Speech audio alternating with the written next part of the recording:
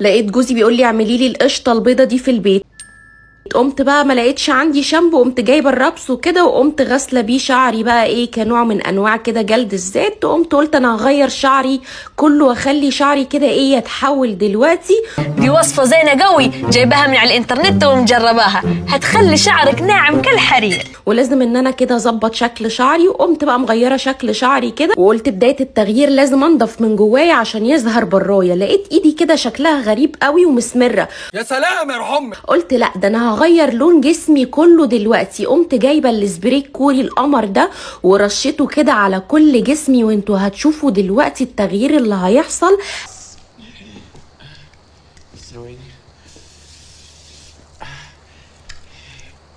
انت بتعملي ايه يا ست الناس؟ انا كده احب ابخ كل شويه عشان العنكبوت ما يمسكش في الشراشيب. عنكبوت؟ لا النظافه حلوه. انا هحول نفسي وهحول شكلي لكوريه بالظبط. جبت بقى السبراي الكوري القمر ده وقعدت ان انا ادعك بيه ايدي كلها كده، وانتوا هتشوفوا الفرق ما بين الايدين. ايه الصدمه دي؟ ما هذه المفاجأة التي ليست على بال وليست على خاطر؟ ولا بيغير الايد ولا بيخلي فيه تجييره ولا حد ممكن يلاحظ اصلا انك رشه اي حاجه الا لو سايبه فرق. يخرب بيتك يا مجنونه هيسمعونا بره. قلت لا ما بدهاش. قمت جايبه الايد التانيه بقى وقعدت ان انا ادعك فيها السبراي الكوري رايح جاي كده. وقلت لا كف الايد اسمر ليه. قمت حاطه كده على كف الايد وقلت انا هحول وشي وهحول جسمي كله. انت من النهارده صاحبه البيت ده وتعملي فيه اللي انت عايزاه. كمان قعدت ان انا ادعك في ايدي بس كده اتغيرت. يلا بينا بقى على رقبتنا. وقلت انا خلاص مش هخلي حته فيا لونها غامق، انا كده هفتح كل حاجه في جسمي بالسبراي ده. انا فهمت كل حاجه، هتشوفني لهلوبه لهلوبه. ابدأ. وقلت يعني هسيب وشي مأكسد كده ومسمر؟ لا طبعا. جبت بقى الغسول القمر ده جرين تي. الغسول ده كوري. الغسول ده كده بالشاي الاخضر، عندي منه اللي بالرز وعندي منه كمان اللي بالحلزون. اللي بالشاي الاخضر ده بقى كده عشان يموت لي الحبوب ويقلل لي الدهون ويشيل لي الاكسده اللي في وشي. بحبه قوي قوي علشان الامراض اقصد، يعني انا بخاف، عندي يعني فوبيا من الحاجات دي. قمت حاطاه على وشي كده ودعكه بيه وشي كله عشان وشي كده يستفاد. وبسيبه بالظبط كده 30 ثانيه. هروح اشطفه دلوقتي. Have a nice time. ايه الحلاوه وايه الجمال ده بقى. لقيت وشي كده منور جدا وشكله حلو قوي قوي. ازيك يا هايدي؟ ايه الحلاوه دي يا بيبي؟ قلت وانا هسيب وشي كده انا هغير كمان لون عينيا. كملي يا حلو. وبعدين قمت حاطه بقى العدسات بتاعتي الجميله دي. وجبت بقى كده سيرم اليزا فيكا القمر ده برده كوري عشان يرطب لي البشره وعشان ما يخليش عندي ولا تجاعيد ولا خطوط، وبيقلل معايا من الحبوب وبيدي نضاره. بس هو شغلته مش على الحبوب، هو بيدي نضاره وبيقلل كده ظهور التجاعيد وبيقلل ظهور البقع الى حد ما. الهيلورونيك اسيد فظيع. شكلها عندها تسلخات. قلت كمان انا لازم اخلي اللغد يختفي خالص. جبت بقى المشد بتاع اللغد ده بتلبسيه كل يوم 6 ساعات، حرفيا بيخلي لك وشك كانك رحتي عملتي عمليه تجميل او عملتي منطقه الجو لاين كده. بيحدد الدقن وبيخفي كده الخدين وبيرفعهم كده لفوق، يعني بيخفي لك كده كل ايه الوش المترهل اللي بيبقى تحت ده. حرفيا بعشق المشد ده، خلالي وشي في حته تانيه. وبعدين كفايه شد بقى، ده انت عينيكي بقت فقفاكي. قلت بقى اما اجيب الفاونديشن القمر ده. والفاونديشن ده بقى كوري كده، عندي منه علب كتير قوي. الرسمه بتبقى مختلفه. هو معالج مش فاونديشن مؤذي للبشره، لا هو معالج.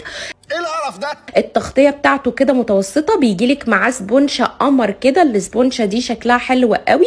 طبعا ببلها في ميه كده عشان تبقى بتفرد معايا الفاونديشن. وجبت بقى الفاونديشن او مجرد ما تحطي كده، هو فيه سفنجه من فوق مخرمه، مجرد ما تضغطي كده بالسبونشه بيطلع معاكي فاونديشن بكميه بسيطه جدا جدا عشان ما تهدريش الفاونديشن. احنا طبعا فاهمين ده كويس جدا حضرتك. تحت العين عشان اظبط بيه بقى كل حاجه واخفي بيه كده هالاتي. طبعا هنا انا كنت لازم اشيل المشد بقى عشان اعرف اعمل الفاونديشن تحتيه. انا المشد بلبسه كل يوم 6 ساعات. بصوا بقى نتيجته اصلا فظيعه، حتى لو لبستيه اول ساعه ما بيخليش عندك لغد. حلو قوي الكلام ما شاء الله. هنا بقى بعد ما حطيت الفاونديشن كله على بشرتي، قمت بقى ايه مثبته كده بلوز باودر عشان كل حاجه تتثبت معايا. الفاونديشن ده بيحتاج تثبيت شويه. انت عارف دي بكام؟ هنا جبت بقى الفخارتين القمر دول. عندي فخاره لونها بينك كده، وعندي الفخاره الحمراء دي، يا بتحطي عليها ميه يا بتحطي عليها جل او اي مرطب عندك. طب اوعوا لي بقى عشان انا همد ايدي على البت دي النهارده. او جل صبار. هنا بقى جبت كده الجل بتاعي مرطب بتاع بشرتي وحطيته عليها وقمت حطاه على شفايفي. ثابته معاكي 12 ساعه يوم كامل. كلي واشربي واخرجي وانزلي، حطيها تحت الروج فوق الروج. بصوا خطيره يا بنتي. كفايه روج، ده تاني صباع روج بتخلصيه في نص ساعه انت بتاكليهم. ينفع كمان تحطي على خدودك فظيعه. جبت بقى البالت بتاعت كيس بيوتي دي، والبالت دي بقى حرفيا قمر قمر قمر. فيها كل الالوان ممكن تحتاجيها، بنيات وبنكات وشمري وكمان الوان جليتر. يلعن ابو الفقر. جبت بقى اللون القمر ده وقمت حاطاه كده في اخر العين عشان يديني السحبه اللي البنت كانت عاملاها، وبختار نفس الالوان اللي البنت كانت عاملاها. انا الحاجات دي جايباها بسعر رخيص جدا. احنا كل اللي نحتكب عليه 100 جنيه اهو. هنا بقى قمت حاطه كده تحت العين زي ما حطيت فوق العين، حطيت تحت العين كمان عشان تحت العين عندي كده يبرز واعمل النفخه بتاعه الكوريين. انت تعرفي كل الكلام ده منين؟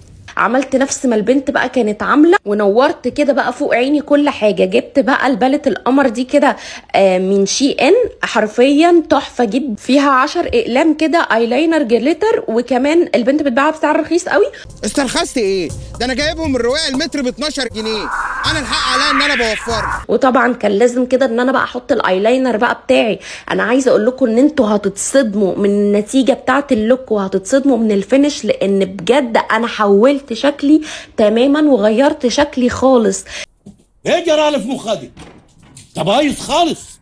اللي شافني ما عرفنيش. عملت بقى نفس الحسنات اللي كانت عند البنت كده في وشها، بتدي شكل كيوت قوي، والحسنات دي خلت شكلي كيوت جدا جدا، وحبيت شكلي قوي. شكلك هتفضلي قرده كده. قردة المهم ابقى معاك. والفينش كان قمرين. انا عايزه اقول لكم والله بجد طلعت لجوزي هو ما عرفنيش، قال لي ايه ده، وعجبه جدا اللوك.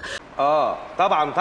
فهي الحاجات رخيصه جدا وخلت شكلي حلو قوي. هسيب لكم لينك الجروب في اول كومنت. لايكات كتير، بحبكم قوي يا بنات. باي باي. اوضه النوم جاهزه؟ نعم.